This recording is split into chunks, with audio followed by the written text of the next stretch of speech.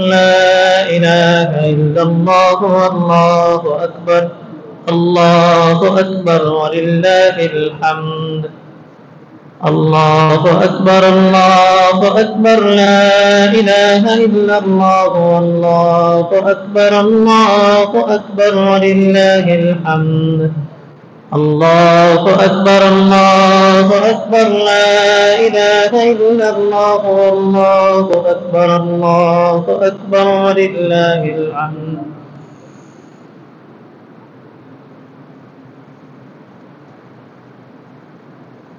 الله أكبر الله أكبر لا إله إلا الله والله أكبر الله أكبر ولله الحمد الله أكبر الله أكبر لا إله إلا الله والله أكبر الله أكبر ولله الحمد الحمد لله نحمده ونستعينه ونستغفره ونؤمن به ونتوكل عليه ونعوذ بالله من شرور أنفسنا ومن سيئات أعمالنا من يهده الله فلا مضل له ومن يضلله فلا هادي له ونشهد أن لا إله إلا الله وحده لا شريك له لا ضد له ولا ند له ولا مثل له ولا مثيل له ونشهد أن سيدنا وسندنا وحبيب ربنا وطبيبنا وطبيب قلوبنا ومولانا ومولانا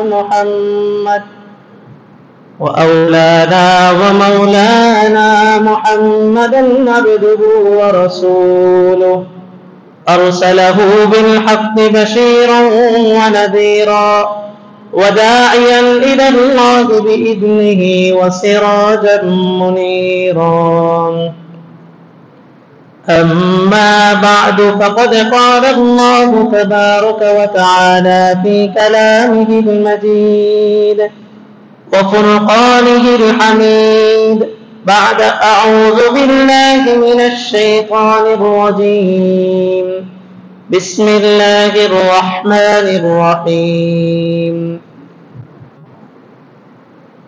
إن صلاتي ونسكي ومحياي ومماتي لله رب العالمين وقال الله تعالى إنا أعطيناك الكوثر فصل لربك وانحر إن شانئك هو الأبتر وقال عليه الصلاة والسلام ما عمل ابن آدم من عمل يوم النحر أحب إلى الله من إهراق الدم وإنه ليأتي يوم القيامة بقرونها وأشعارها وأصنافها وإن الدم ليقع من الله مكانا قبل أن يقع على الأرض أو كما قال عليه الصلاة والسلام سبحانك لا علم لنا إلا ما علمتنا إنك أنت العليم الحكيم इखलास से कुर्बान करे मर्द मुसलमान इखलास से कुर्बान करे मर्द मुसलमान तुम शौक से कुर्बान करो बंदे रहमान तुम शौक से कुर्बान करो बंदे रहमान ये हुक्म खुदा सूरह कौसर में दिया है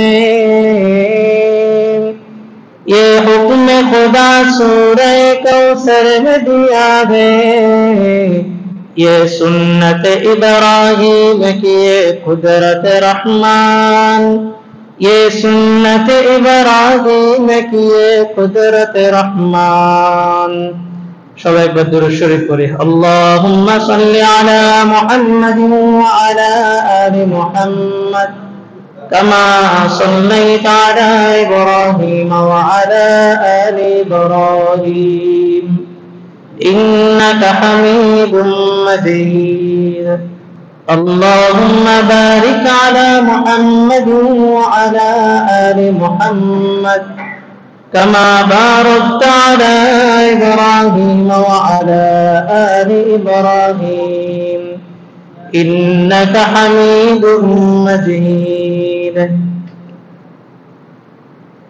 আল্লাহ তাআলার অসংখ্য অগণিত নিয়ামতের শুকরিয়া যে মহান রব্বুল আলামিন আমাদেরকে মুসলমানদের জন্য যে দুইটা ঈদ নির্ধারণ করেছেন তার মধ্যে ঈদুল আজহা পর্যন্ত আমাদের হায়াতকে বৃদ্ধি করেছেন এবং ঈদুল আজহার প্রারম্ভিকে সূচনায় আমাদেরকে তার সবচেয়ে পছন্দনীয় জায়গা মসজিদে আসার বসার কিছু কথা বলার শোনার তৌফিক দান করছেন এই কারণে কালিমাতুশ শুকর আদায় করি আলহামদুলিল্লাহ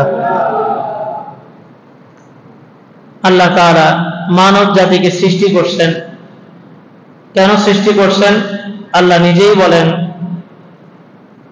ওমা খালাকতুল জিন্না ওয়াল ইনসা ইল্লা লিয়াবুদুন মানব এবং দানব উভয় জাতিকেই সৃষ্টি করা হয়েছে একমাত্র আল্লাহ তাআলার ইবাদতের জন্য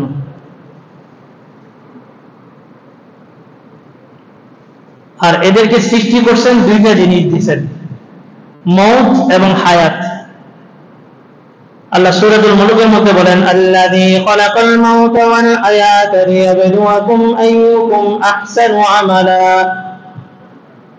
মানব এবং দানবকে আমি হায়াত দিছি এবং মওত দিছি উদ্দেশ্য হচ্ছে লিনাবলুয়াকুম আইয়ুকুম আহসানু আমালা যে মানুষের মধ্যে কারা উত্তম সুন্দর আমল করে এটা পরীক্ষা করার জন্য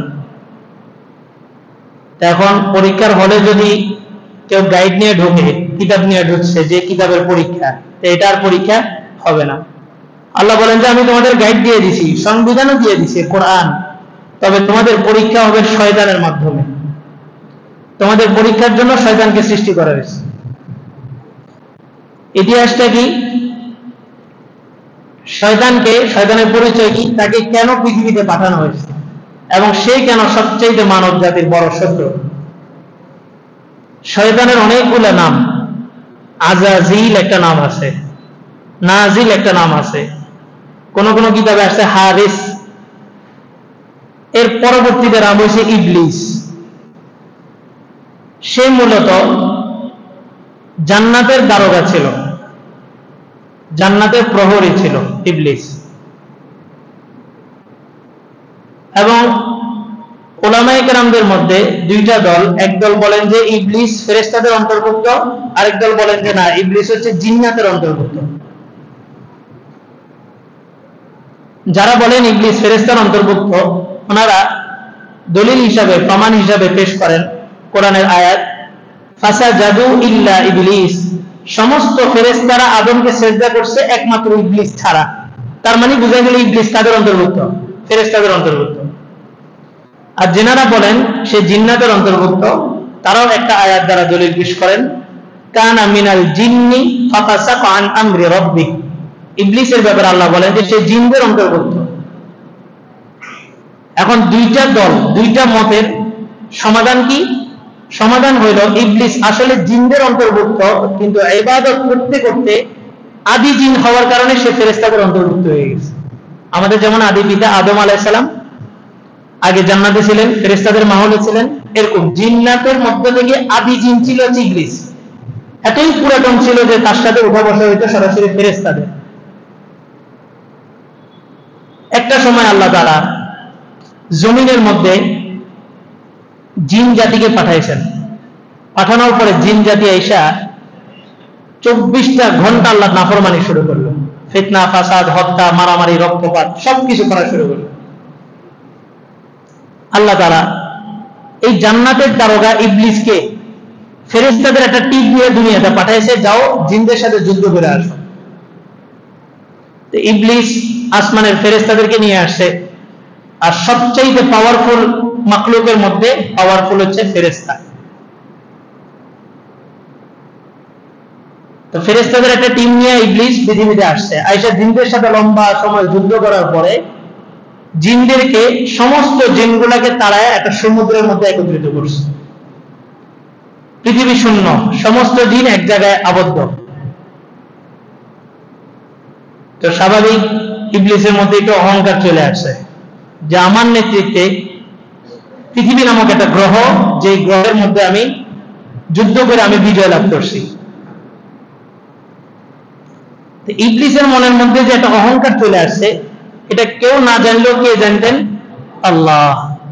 আল্লাহ তাআলা একদিন হঠাৎ করে বললেন, وَإِذْ قَالَ رَبُّكَ لِلْمَلَائِكَةِ إِنِّي جَاعِلٌ فِي الْأَرْضِ خَلِيفَةً, হে আমার ফেরেশতারা, আমি চাইতেছি জমিনে আমার প্রতিনিধিত্ব করবে এমন একটা মাখলুক তৈরি করব। ফেরেশতারা না জানিয়ে উত্তর দিলেন, ক্বালু আতাজালু ফীহা মান ইউফসিদু ফীহা ওয়া ইয়াসফিকু দিমা, আয় আল্লাহ, মাত্র একটা জাতিকে বিতাড়িত করে আসলাম, এই জাতি সারাক্ষণ আপনার নাফরমানি করতো, জমিনে রক্তপাত ঘটাইতো, আর এই জাতি না যাইতেই আপনি আরেকটা জাতিকে আনবেন, তো এরাও তো আয়েশা রক্তপাত ঘটাবে। আর আপনার কি দরকার? আপনি তো চান সারাক্ষণ আপনার তাসবিহ পাঠ করা হোক, আপনার প্রশংসা করা হোক, নাহনু নুসাব্বিহু বিহামদিকা ওয়া নুকদ্দিসু লাক, এটার জন্য তো আমরাই যথেষ্ট। আল্লাহ তাআলা উত্তর দিলেন, ইন্নী আ'লামু মা লা তা'লামুন, আল্লাহ বলেন যে আমি এমন জিনিস জানি যেটা তোমরা জানো না। কোন জিনিস? ওই যে ইবলিসের ভিতরে যে একটা অহংকার চলে আসছে, এটা ফেরেশতারা জানতো না, এটা জানতো কে? আল্লাহ। পরবর্তীতে আল্লাহ তাআলা যখন সবাইকে সিজদা করতে বলছে, ইবলিস সিজদা করে নাই, তখন ফেরেশতারা বুঝছে যে আল্লাহ তাআলা কেন বলছে যে আমি যেটা জানি তোমরা সেটা জানো না। আল্লাহ তাআলা ইবলিসকে বলল, যাও ইবলিস, মাটি নিয়ে আসো, আমি মানুষ তৈরি করব। ইবলিস কত খারাপ ছিল, সে আসমানে তো তার রাজত্ব ছিলই, যেহেতু সে জান্নাতের প্রহরী, তাকে পৃথিবীতে দুইটা নদীর রাজত্ব দেওয়া হয়েছিল, ফুরাত এবং দজলা, একটা পশ্চিমে প্রবাহিত হইত আর একটা পূর্বে, এই দুইটা রাজত্ব তাকে দেওয়া হয়েছিল। তো তার ভিতরে অহংকার চলে আসার কারণে আল্লাহ তাআলা বললেন যে তুমি মাটি নিয়ে আসো, আমি আদমকে তৈরি করব, মাটি তৈরি করব, মাটির মানুষ তৈরি করব।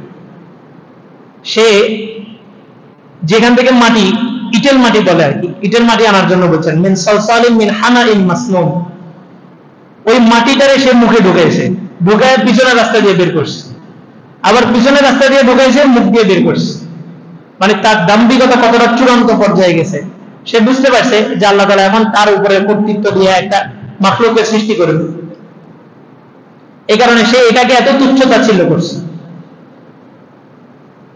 এরপরে যখন আল্লাহ তাআলা সিজদা করতে বলছে, ইবলিসের শব্দটা দেখেন, আসজুদু লিমান খালাকতা তিনা, আমি এমন একটা জিনিসকে সিজদা করব যেটা আপনি মাটি থেকে বানাইছেন, আবার আমারে দিয়ে ওই মাটিটা আনাইছেন।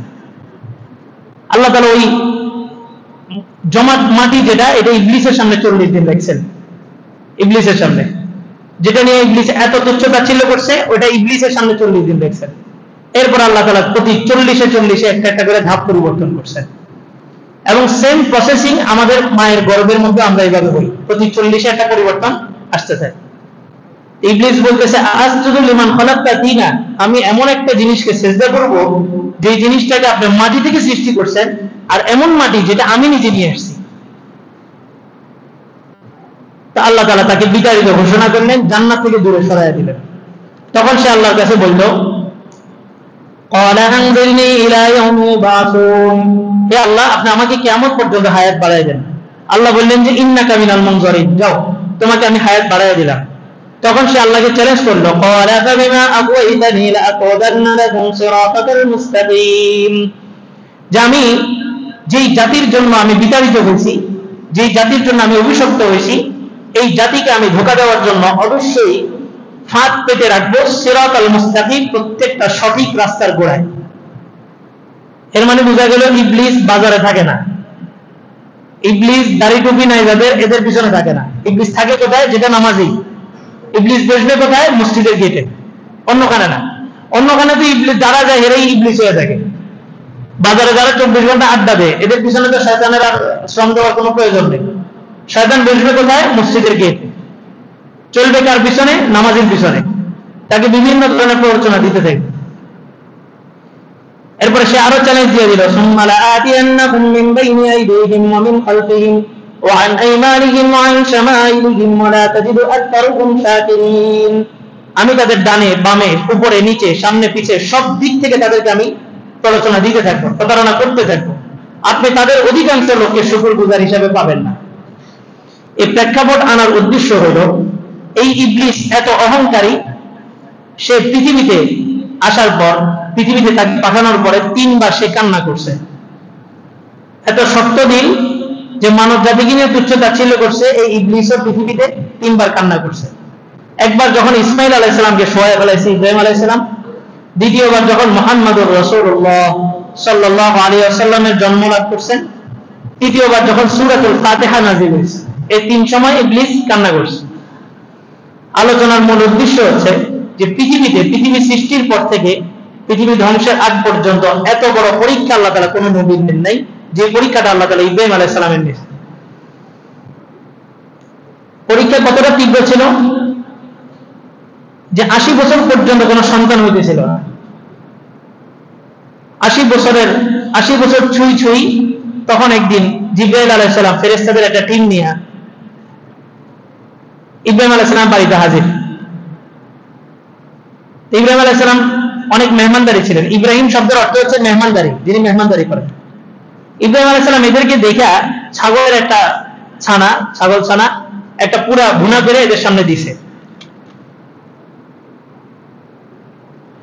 দেওয়ার পরে ইব্রাহিম আলাইহিস সালাম দেখলেন যে ফালাম্মা রাআ আইদিয়াহুম লা তাসিলু ইলাইহি নাকিরাহুম আওজাসা মিনহুম খিফা, ফেরেশতারা এটা থেকে কোনো কিছু খাইতেছে না, হাত দিতেছে না, এরা তো ফেরেশতা, এরা তো খাবার খাবে না। তো তৎকালীন সময় একটা নিয়ম ছিল, কোন লোক ডাকাতি করতে গেলে কোনো ঘরে হুজুরের বেশ ধরে যেত, কিন্তু ওই ঘর থেকে কোনো কিছু খাইতো না। ফাওজাসা মিনহুম খিফা, ইব্রাহিম আলাইহিস সালাম মনে মনে ভয় পেয়ে গেলেন, এরা কোনো ডাকাত কিনা। ফেরেশতারা বুঝতে পারলেন, তারা বললেন যে লা তাকাফ ইন্না উরসিলনা ইলা কওমি লূত, আপনি ভয় পাবেন না, আমাদেরকে আল্লাহ তাআলা পাঠাইছে কওমি লূতের কাছে। এর দ্বারা বোঝা গেল ইব্রাহিম আলাইহিস সালাম এবং লূত আলাইহিস সালাম এট এ টাইম পৃথিবীতে এক সময় নবী ছিলেন। লূত আলাইহিস সালামের কওমের কাছে পাঠাইছেন ওই জাতিটাকে ধ্বংস করার জন্য, উল্টায় দেওয়ার জন্য। যাওয়ার পথে আমি আপনাকে একটা সুসংবাদ দেওয়ার জন্য আসছি। কি সুসংবাদ? বলে যে ওমরাতুহু কাইমাতুন ফাদাইকাত ফাবাশশারনাহা বিইসহাক ওয়া মিন ওয়ারাই ইসহাক ইয়াকুব। ইব্রাহিম আলাইহিস সালাম বিবি ছিলেন বন্দা, যার কোনো সন্তান হয় না, বয়সে পার হয়ে গেছে। ওনাকে সুসংবাদ দিয়েছেন যে আপনার সন্তান ইসহাক, তার সন্তান ইয়াকুব আপনার হবে। এর দ্বারা বোঝা গেল যে ইব্রাহিম আলাইহিস সালাম তার সন্তান ইসহাক এবং ইসহাকের সন্তান ইয়াকুবকে পর্যন্ত দেখা যাবেন, ওনার হায়াত ইয়াকুব আলাইহিস সালাম পর্যন্ত দীর্ঘায়িত হবে। 80 বছর বয়সে ইসমাইলকে দিলেন। 80 বছর বয়সে এত বছর সাধনার পরে আল্লাহ তাআলা ইসমাইল আলাইহিস সালামকে দিয়েছেন।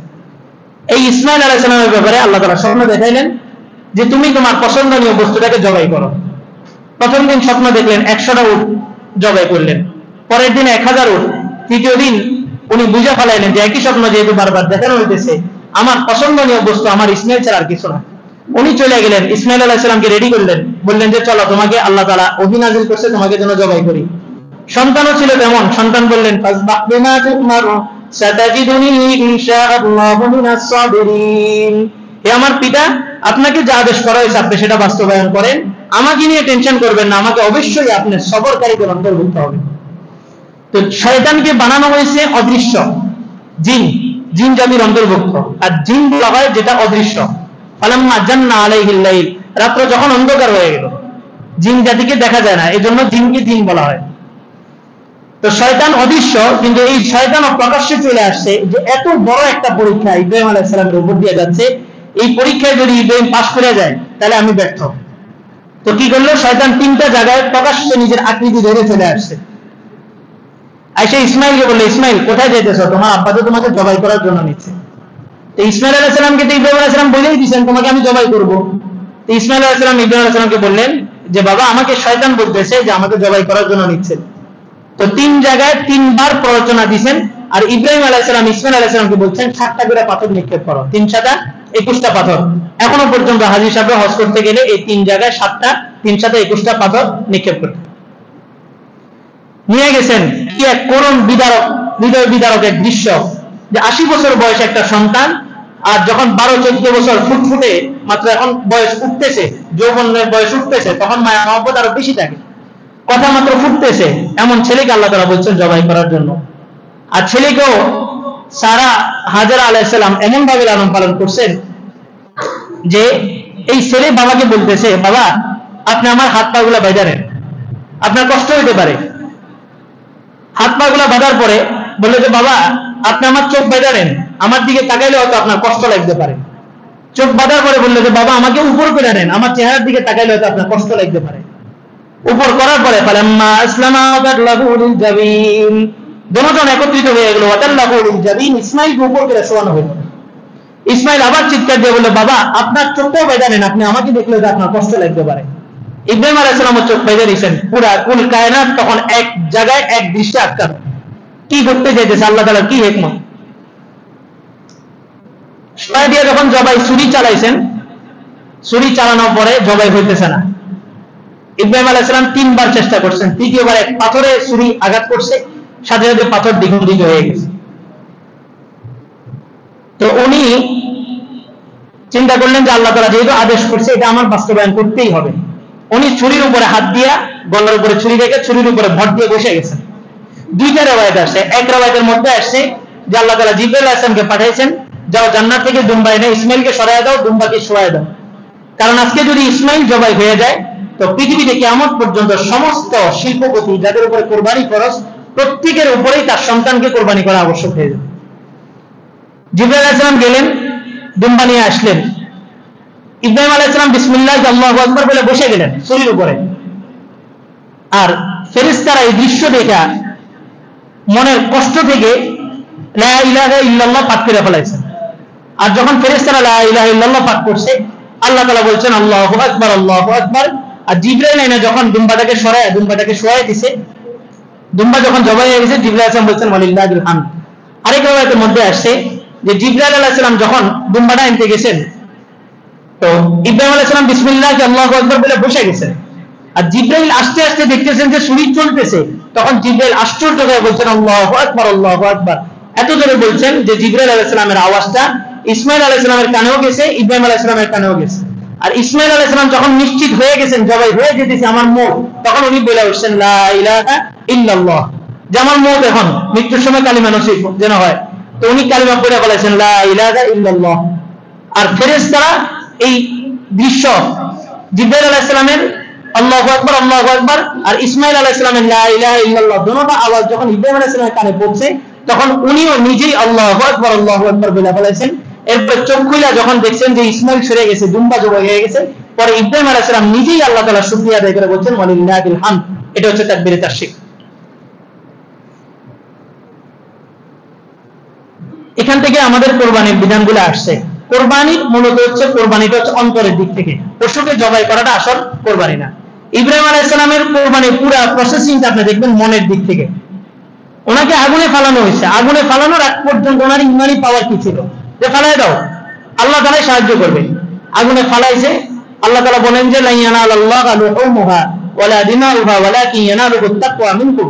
এই পশুকে জবাই করা, পশুর রক্ত গোশত হাড্ডি কোনো কিছুই আমার কাছে পৌঁছে না, আমি তো শুধু তোমার দিলের অবস্থা দেখি। বলার উদ্দেশ্য যেটা আল্লাহ তাআলা আমাদের জীবনেও আমাদের বিভিন্ন সময় বিভিন্ন প্রটোকল বিভিন্ন চাপের উপর আল্লাহ তাআলা আমাদেরকে পরীক্ষা নেবেন। আল্লাহ তাআলা আমাদেরকে দেখেন যে আমরা পরীক্ষা দেওয়ার জন্য প্রস্তুত আছি কিনা। ইব্রাহিম আলাইহিস সালামকে পরীক্ষা করছেন যে প্রস্তুত আছে কিনা। ইব্রাহিম আগুনে ফেলাইতেছি, কিন্তু ইব্রাহিম বলছে কোনো সমস্যা নাই, দেন আপনার আদেশ, আপনি ফেলায় যদি খুশি আমি পরে খুশি। ইব্রাহিম আলাইহিস সালামকে আগুনে ফেলানো হয়েছে, কিন্তু আগুন কিছু করতে পারেনি। ইব্রাহিম আলাইহিস সালাম পরীক্ষা কতটা উত্তীর্ণ হয়েছে যে ছুরি চালাইয়া দিছে, ওনার আগুনই চালাইছে, কিন্তু আল্লাহ তাআলা ইসমাঈলকে জবাই করেন নাই। আল্লাহ তাআলার উদ্দেশ্য ইসমাঈলকে জবাই করা অথবা ইব্রাহিমকে আগুনে ফেলায়া পুরা, এই কোনোটাই আল্লাহ তাআলার উদ্দেশ্য না। আল্লাহ তাআলার উদ্দেশ্য হচ্ছে যে তোমার জীবন জান মাল সবকিছু তুমি আমার সাথে ব্যবসা করে গেছো। ইন্নাল্লাহা আশতারা মিনাল মুমিনিনা আনফুসাহুম ওয়া আমওয়ালাহুম বিআন্না লাহুমুল জান্নাহ। মুমিনদের জান মাল চোখ হাত পা সবকিছু আমি কিনে নিছি, কিসের বিনিময়? যে আমি আখিরাতে তাদেরকে জান্নাত দিব। তো তুমি তোমার চোখ হাত পা জান মাল সবকিছু আমার জন্য কুরবানি করতে প্রস্তুত আছো কিনা? শুধু পরীক্ষা নিও, শুধু পরীক্ষা। তুমি ঝাঁপায় পড়ো, তুমি তরবারির নিচে গর্দান দিয়ে দাও। সাহাবায়ে কেরাম বদর যুদ্ধে বলেন যে দৌড় দিছি, তো দেখলাম যে কাফের তরবারি নিয়ে আসতেছে, তরবারি চকচক করতেছে, তরবারি নিয়ে আসতেছে, আমিও দৌড় দিছি, আমার হাতে কিছু নেই। তো সাহাবী বলেন যে বদরের এক প্রান্তে তাকাইলাম, তাকায় দেখলাম যে একটা শুকনা খেজুর গাছ, ওখানে একটা ডাল ঝুলতেছে, যে ওই ডালটা ছিঁড়ে দৌড় দিলাম। আচ্ছা বলেন এখানে মৌত নিশ্চিত? তরবারি আসতেছে চকচক, আর এর হাতে হচ্ছে শুকনো একটা খেজুরের ডাল, মৌত নিশ্চিত। আল্লাহ বলেন যে আমি তোমার মৌত চাইনি, আমি তোমার পরীক্ষা চাইছি। সাহাবী বলেন যে আমি দৌড় দিছি, দূর থেকে ইশারা করছি, দেখলাম যে তার গর্দানটা অটোমেটিক মাটিতে পড়ে গেছে।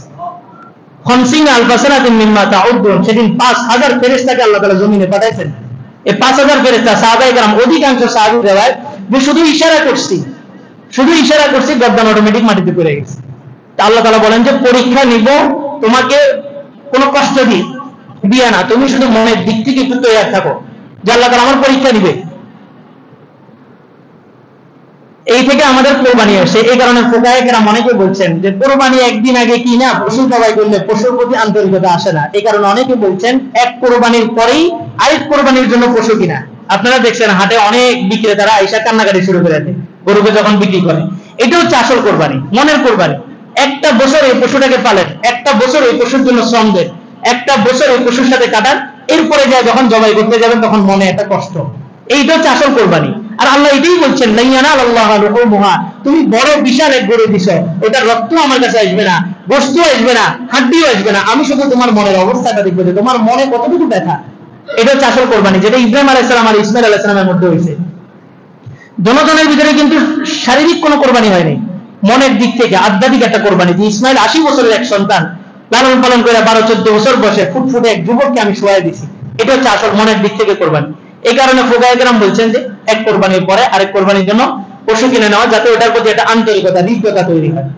কোরবানির অনেক ফজিলত। রাসূল বলেন, সাহাবায়ে কেরাম বললেন, মা হিয়াল আযওয়াহি, ইয়া রাসূলুল্লাহ, কোরবানিটা কি? রাসূল বললেন, হিয়া সুন্নাতু আবিকুম ইব্রাহিম, এটা তোমাদের পিতা, ধর্মীয় পিতা ইব্রাহিম আলাইহিস সালামের একটা সুন্নাত। তো বললেন, ফামা লানা ফি, এটা তো ইব্রাহিম আলাইহিস সালামের সুন্নাত বুঝলাম। আল্লাহ তাআলা তো কোনো বিধান এমনি এমনি দেন না, প্রত্যেকটা বিধানের পিছনে আমাদের জন্য কোনো না কোনো সওয়াব নিহিত থাকে। এটা আমাদের কি লাভ, আমাদের কি ফায়দা? তো রাসূল বললেন, বিকুল্লি শারাতিন হাসানা, এই পশু, যে পশুটা তুমি কুরবানি দিবা, পশুর প্রত্যেকটা পশমের বিনিময়ে আল্লাহ তাআলা তোমাকে এটা নেকি দিবে। সাহাবায়ে কেরাম বললেন, ফামালানা ফিসসুফ, কিছু কিছু পশু আছে যেগুলোর মধ্যে পশম অনেক বেশি, ভেড়া, দুম্বা। তো বলে যে বিকুল্লি শারাতিন মিনাস-সুফি হাসানা, প্রত্যেকটা পশম যতগুলা হোক, পশমের অধীনে যতগুলা পশম আছে, প্রত্যেকটা পশমের বিনিময়ে আল্লাহ তাআলা তোমাদেরকে সওয়াব দান করবেন, নেকি দান করবেন। যায়েদ ইবনে আরকামের একটা হাদিস, রাসূল বলেন, বিকুল্লি কাতরাতিন হাসানাতুন, যে কুরবানির পশু যে জবাই করছো, এই পশু জবাই করার প্রত্যেকটা রক্তের বিন্দুতে আল্লাহ তাআলা তোমাদেরকে নেকি দিবেন। রাসূল নিজের মেয়ে ফাতেমা রাদিয়াল্লাহু তাআলা আনহাকে বলতেছেন, ইয়া ফাতেমা ফাইন্না লাকি বিআওয়ালি কাতরাতিন তাকতুরু মিনাদ দাম, ফাতেমা তুমি যে কুরবানি জবাই করবা, কুরবানির রক্তের ফোঁটাগুলোর মধ্যে, বিন্দুগুলোর মধ্যে প্রথম ফোঁটা জমিনে পড়ার আগেই ইউগফারু লাকি মা সালাফা মিন যুনুবি, তোমার পিছনের সমস্ত গুনাহগুলো আল্লাহ তাআলা মাফ করে দিবেন। আর এই ফজিলতগুলা আরো ফজিলত আছে। রাসূল বলেন যে পুলসিরাত 30,000 বছরের একটা রাস্তা, এই পুলসিরাত কারো কুরবানি যদি কবুল হয়, তো পুলসিরাতের গোড়ায় যখন সে দাঁড়াবে, এই কুরবানির পশুটা একটা নূরের আকৃতি ধারণ করে পুলসিরাতের গোড়ায় চলে আসবে, আর উক্ত কুরবানি দাতাকে তার পিঠের উপরে বসায়, বাহনের উপরে বসায় বিজলির গতিতে পুলসিরাত পার হয়ে যাবে। অনেক ফজিলতের একটা কাজ। আর এই ফজিলতের কাজটা যাদের উপরে ফরজ ওয়াজিব হওয়া সত্ত্বেও করে না, রাসূল তাদের ব্যাপারে ধমকি দিয়েছেন, মান ওয়াজাদা সাআ ফালাম ইউযাহি ফালা ইয়াকরাবান্না মুসাল্লানা, যে ব্যক্তি কুরবানির সামর্থ্য থাকা সত্ত্বেও কুরবানি করলো না, সেই জন্য কোনো অবস্থাতেই আমার মসজিদে, আমাদের মুসল্লা ঈদগাহে যেন না আসে। কঠিন ধমকি। অনেকে কুরবানি করে পরিবারের পক্ষ থেকে একটা, পুরো পরিবারের পক্ষ থেকে একটা, এই কুরবানি করলে কারো কুরবানি সই হবে না। যার যার উপরে কুরবানি ওয়াজিব, প্রত্যেকেই গরুতে 7 ভাগের 1 ভাগ অথবা একটা বকরি, পূর্ণ একটা বকরি ছাগল কুরবানি দিতে হবে। গতকালকে হাটের থেকে একজন ফোন দিয়েছেন, প্রত্যক্ষদর্শী, উনি বললেন যে হুজুর, আমরা তো দাঁত, গরু 2 বছর হয়েছে না 1 বছর, এটা তো দাঁতের উপরে দাঁত আছে, 2টা দাঁত হলে আমরা বুঝি যে 2 বছর। বলে যে অধিকাংশ লোক এই দাঁতটা চেক না করে নিয়ে যেতেছে। তো এই যে ঘটনা বলছিলাম, চুরি করছে, ইমাম সাহেব ধরছে, তো বলে যে চুরি করছে, এটা তো গুনাহ। তো বলে যে আপনি কুরবানির এমন ফজিলত শুক্রবারে বয়ান করছেন, আমি ওই সময় নিয়োগ করছি চুরি করে হলে একটা কুরবানি দিব। তো কাজে চুরি করলে তো গুনাহ, তো কাজে এটা হিসাবও করে রাখছি, চুরি করার যে গুনাহ আর কুরবানির যে সওয়াব, দুটোটা বরাবর হয়ে যাবো। মাঝখানে আমার শুধু কি গোশত খাওয়া। আমাদের বর্তমান সিচুয়েশনটা এমন হয়ে গেছে, কুরবানি কিনতেছি, কার সাথে করতেছি, কি আসলে কি কুরবানি গরুটা 2 বছর হয়েছে কিনা না হয়েছে, কোনো কিছু যাচাই বাছাই নেই। বাস এটার গোশত, যেটা ভাই কত দাম, এত গোশত কয় কেজি হবে, এত কেজি, না তাহলে তো দাম ঠিক নেই। তো আপনি এটা কুরবানি হলো কিভাবে? এটা তো আপনার শুধু গোশত খাওয়া হলো। 2 বছরের নিচে, 2 বছরের 1 ঘন্টা কম যদি হয়, এটা দ্বারা কুরবানি হবে না। গরুর ক্ষেত্রে। উটের ক্ষেত্রে 5 বছর, ছাগলের ক্ষেত্রে 1 বছর, পূর্ণ 1 বছর লাগবে। ছাগল ছাড়া ছাগলের মধ্যে বাকি ক্যাটাগরি যেগুলো আছে, দুম্বা, ভেড়া, এগুলোর মধ্যে ফুকাহায়ে কেরাম বলেন কোন কোন দুম্বা, ভেড়া 6 মাসের কিন্তু দেখতে 1 বছরের মতো লাগে, সেটা তার আবার কোরবানি হয়ে যাবে। কিন্তু যেটা ছাগল এটার পূর্ণ 1 বছর লাগবে, যেটা গরু এটার পূর্ণ 2 বছর লাগবে। আল্লাহ। জবাইয়ের কিছু বিধান আছে। কোরবানিটা যতটা দামি, যতটা স্বচ্ছ, আখিরাতের কোরবানি মানে কুরবান মানে হচ্ছে আল্লাহ তাআলার নৈকট্য অর্জন করা। এই কোরবানিটাও এমন লোক দ্বারা আপনি জবাইটা করবেন যাদের দ্বারা আপনার তৃপ্তি মিটে, মন মিটে, যে অনুভবের দ্বারা জবাই করছি। এখন কসাই দ্বারা কোরবানি জবাই করলেন, তা আপনার মনে তৃপ্তি আসবে না। আর জবাই করার সময় কিছু প্রসেসিং, জবাইয়ের সবচেয়ে বড় যে জিনিসটা ভুলটা হয়, যেটার কারণে কোরবানি কবুল হবে না, এবং কোরবানি কবুল হবে না পাশাপাশি এই গরুর গোশত খাওয়াটা পর্যন্ত মানুষের জন্য হারাম হয়ে যায়, সেটা হলো কোরবানির গরু জবাই করার পরে, পশু জবাই করার পরে পশুর এখানে ছুরি দ্বারা একটা আঘাত করা হয়। এই আঘাতের মাধ্যমে ফুকাহায়ে কেরাম বলছেন কোরবানি তো কবুল হবে না, এবং এই গরুর গোশত খাওয়াটাও হালাল হবে না। কারণ কি? বিষয়টা ভালো করে লক্ষ্য করেন, সেনসিটিভ মাসাল। কোরবানির পশু জবাইয়ের মাধ্যমে সমস্ত রক্ত যখন বের হয়ে যায়, রক্তটা হচ্ছে নাপাক, রক্তটা বের হওয়ার পরে শরীরটা নিস্তেজ হয়ে যায়। এই শরীরটা যে গোশতটা থাকে রক্তমুক্ত, নাপাক মুক্ত, এই গোশতটা হচ্ছে আপনার জন্য জায়েজ। কিন্তু আপনি যখন গরুকে এখানে একটা আঘাত করবেন ছুরি দ্বারা, এটা যারা গবেষণা করছে ওনাদের থেকে নেওয়া, এই আঘাতটা করার সাথে সাথে গরুর নাভিতে যায় একটা টান লাগে। এখানে তো রগ, সমস্ত রগের মূল হচ্ছে নাভি। এখানে যখন আঘাত করা হয়, এটা যায় নাভিতে একটা আঘাত করে। নাভিতে আঘাত করলে গরুর পুরো শরীরটা একটা ঝাঁকানি দেয়, এই খিঁচুনি দেওয়ার সাথে সাথে সমস্ত রক্তগুলো দ্রুত বের হয়ে যায়। এই যে গরুর রগের মধ্যে যে আপনি আঘাতটা করলেন, গরু কিন্তু এখন মরে নাই। আপনি জবাই করার সাথে সাথে একটা গরু কিন্তু তৎক্ষণাৎ মারা যায় না, কিন্তু গরুটাকে যখন আপনি ছুরি দ্বারা আঘাত করলেন, এই আঘাতটা যে তার নাভিতে আঘাত আনলো, এটা দ্বারা সে একটা স্ট্রোক করছে। রক্ত চলাচলে রক্তের একটা স্ট্রোক করে, আর স্ট্রোক করে যে গরুটা মারা যায়, ওই গরুটার গোশত খাওয়া মুসলমানদের জন্য হালাল না। তার মানে বোঝা গেল এটা জবাইয়ের মাধ্যমে মরে নাই, এটাও যে আপনি ছুরি দ্বারা যে গুঁতা দিয়েছেন, ওই গুঁতার কারণে নাকের মধ্যে যে একটা আঘাত আসছে, এই আঘাতের কারণে গরুটা স্ট্রোক করে মারা গেছে, আপনার জবাইয়ের মাধ্যমে মারা যায়নি। আর জবাইয়ের প্রসেসিং ছাড়া যে কোনো পদ্ধতিতে গরু যদি মারা যায়, এই গরু দ্বারা কোরবানি তো সহি হবে না, মুসলমানদের জন্য ওই গরুর গোশতটা খাওয়া হালাল হবে না। এই জন্য যারা কোরবানির মাসলা মাসাইল জানে, হুজুরদেরকে দিয়ে করাইবেন। প্রসেসিং আবার এখানেও আছে, হুজুরদেরকে দিয়ে করাবেন। দুইটা দল, দুটোটা দলের মন মানসিকতা ক্লিয়ার থাকতে হবে। কোরবানিটা একটা ইবাদত, আল্লাহর জন্য করতেছেন, লাখ টাকা দিয়ে কোরবানি করতেছেন, তো হুজুরকেও পারিশ্রমিক আলাদা দিতে হবে। হুজুর থেকে আপনার এখানে গরু জবাই করছে, এটার জন্য হুজুরকে আলাদা পারিশ্রমিক দিতে হবে। কারণ হুজুরদের অবস্থা কি হবে? আর হুজুরদের মন মানসিকতা এমন হইতে হবে যে এটা একটা দ্বীনের খেদমত আঞ্জাম দিতেছি, দ্বীনের খেদমত আঞ্জাম দিতেছি। কোথাও জবাই কিনা বাস দাঁড়ায় রইলাম, উনি আমাকে কিছু টাকা দেয় কিনা। এটা মোল্লার দল মসজিদ পর্যন্ত বলে আমাদের নিজেদের কাজকর্মের কারণে। আমাদের এমন মনোভাব হইতে হবে যেটা আল্লাহর জন্য করছি, আর আল্লাহর জন্য যেটা করা হয় ওটার কোনো বিনিময় হয় না। হুজুরের মন মানসিকতা দেখতে হবে এটার কোনো বিনিময় নেই, এটা আল্লাহর জন্য জবাই করছি, তার একটা কোরবানিতে আমি শরীক হয়েছি। এমনও হইতে পারে আল্লাহ তাআলা তাকে কোরবানি দিয়ে যে সওয়াবটা দান করবেন, আমি আল্লাহর জন্য জবাই করার কারণে আল্লাহ তাআলা ওই সওয়াবটা আমাকেও দান করবেন। আর কোরবানি দাতার মন মানসিকতা থাকতে হবে যে এটা একটা পারিশ্রমিক, হুজুর এখানে এসে কি করছে, কষ্ট করছে। দ্বিতীয় বিষয় হচ্ছে যে গরু কাটে যারা কসাই, এদের সাথে যদি কোনো ধরনের চুক্তি করা হয় যে তোমাকে আমি এত টাকা দিব এবং গরুর গোশতের এতটুকু অংশ দিব, তাহলে কোরবানি সই হবে না, পারিশ্রমিক এখান থেকে দেওয়া যাবে না। তবে হ্যাঁ, তাদের সাথে কথাবার্তা বলা হবে টাকার ভিত্তিতে, তোমাকে আমি 2000 টাকা দিব, যাওয়ার সময় খুশি হয়ে আপনি কিছু গোশত দিলেন, এটাতে কোনো সমস্যা নাই। তবে সরাসরি গোশতের চুক্তি করাটা এটা নিষেধ। টাকাটা নিষেধ নেই, হ্যাঁ, খুতবার পরে। আল্লাহ, আমরা 5 মিনিট দেরি করছি, কারণ আমাদের প্রশাসনিক একটু চাপ আছে। কিছু কথা না বললে এগুলা আমানতের খেয়ানত হয়। ঈদগাহ যখন জামাত হয়, ঈদগাহের জামাতের ব্যাপারে আমরা কোনো কথা বলি না। ঈদগাহ জামাত এটা প্রশাসনের আন্ডারে হয়, ডিসি সাহেব এটার সময় নির্ধারণ। কিন্তু মসজিদগুলোতে যখন নামাজ হবে, মসজিদের সময় কে নির্ধারণ করবে? মুসল্লিরা এবং ইমামরা, যারা এইটাতে আছে, এটা এদের এরিয়ার ভিতরে আছে, এটা এরা নিয়ে করবে। তো গতকালকে বলছে 7:30টায় জামাত করার জন্য। 7:30টায় জামাত করলে জামাতটা শেষ হতে হতে খুতবা টুতবা শেষ হয়ে 8টা, আপনার কোরবানি সেখানে যেতে যেতে 8:15। তো এই যে একটা যে সুন্নত আছে যে কোরবানির গোশত দিয়ে আপনি সর্বপ্রথম খানা খাবেন, তা আপনার কত লম্বা সময় কষ্ট হইতেছে। কোরবানি ঈদের দিন, কোরবানি ঈদ না, যে কোনো ঈদের নামাজ হচ্ছে আউয়াল ওয়াক্তে, এতটাই গুরুত্বপূর্ণ যে ওই দিন ইশরাকের নামাজ পড়া নিষেধ, ওই দিন ইশরাকের নামাজ পড়া নিষেধ। আমরা প্রশাসনকে শ্রদ্ধা জানায় 6:30টায় দাঁড়ানোর কথা ছিল, ওনারা একটা হাট পর্যায়ে চলে গেছে। তা আমি বড় আলেমদের সাথে যোগাযোগ করছি, জহিরা মুসলিম ইলিয়াস সাহেবের সাথে যোগাযোগ করছি, আহমদুল্লাহ সাহেবের সাথে যোগাযোগ করছি। হুজুর বলছে এই সমস্ত সেক্টরে এক বিন্দু পরিমাণ নমনীয়তা হওয়া যাবে না। কি হবে এটা পরে দেখা যাবে। 6:30টায় বলছে, 6:30টায় দাঁড়াবা, 6:30টা থেকে আর 1 মিনিট দেরি করার দরকার নেই। ওখানে কি হবে এটা পরবর্তীতে দেখা যাবে। এখন দেখেন এই যে স্বাভাবিক একটা বিষয়, নামাজের সময় ওনারা নির্ধারণ করে দিতেছে, অথচ এটা ধর্মীয় একটা বিষয়। এই কারণে এই বিষয়টা সবার সামনে ওয়াজাহাত করলাম। আর প্রশাসনকে আমরা শ্রদ্ধা জানাই। আমরা মুসলিম জাতি, বীরের জাতি, আমরা বিশৃঙ্খলায় বিশ্বাসী না, আমরা শৃঙ্খলাবদ্ধভাবে বিশ্বাসী। এই কারণে 5 মিনিট ওনাদের সম্মান জানায় 5 মিনিট দেরি করা হলো। আর ঈদের নামাজের তরিকা হচ্ছে, অনেকে ঈদের নামাজের মধ্যে দাঁড়ান, ডানে বামে তাকান, অমুকে কেমনে করে অমুকে কেমনে করে, এগুলো না করে সহজ সিস্টেম মনে রাখবেন। 2 রাকাতে 6টা তাকবীর অতিরিক্ত, 2 রাকাতে 6টা তাকবীর অতিরিক্ত।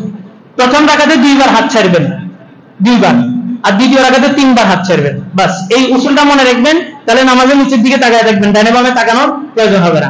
প্রথম রাকাতে প্রথম ইমাম সাহেব তাকবীর যখন বাঁধবে, আপনারাও তাকবীর বাঁধে নেবেন, হাত উঠাইবেন।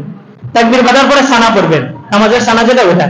এরপরে আবার তাকবীর বেঁধে ছেড়ে দিবেন 1 বার, আবার তাকবীর বেঁধে ছেড়ে দিবেন 2 বার, আবার তাকবীর বেঁধে এবার হাত বেঁধে নেবেন। তাহলে হাত ছাড়লেন কবার? 2 বার। এরপর ইমাম সাহেব কেরাত পড়বে, রুকু করবে। দ্বিতীয় রাকাতে রুকুতে যাওয়ার আগে ইমাম সাহেব যখন তাকবীর দিবে, আপনি প্রথম তাকবীর দিয়ে হাত ছেড়ে দিবেন 1 বার, আবার তাকবীর দিয়ে আবার হাত ছেড়ে দিবেন 2 বার, আবার তাকবীর দিয়ে আবার হাত ছেড়ে দিবেন 3 বার। চতুর্থ তাকবীর আপনি চলে যাবেন রুকুতে। তাহলে প্রথম রাকাতে 2 বার হাত ছাড়বেন, দ্বিতীয় রাকাতে 3 বার হাত ছাড়বেন। ঈদের নামাজ যতটা গুরুত্বপূর্ণ, ঈদের নামাজের পরে 2টা খুতবা শোনা এটাও ততটা গুরুত্বপূর্ণ।